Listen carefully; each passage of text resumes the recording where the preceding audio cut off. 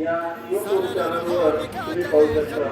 विकास प्रेम हा चॅनल आहे तो विकास भाऊकाना पाटील यांचा आहे आणि ते आमच्या मंडळाचे खजिनदार आहे।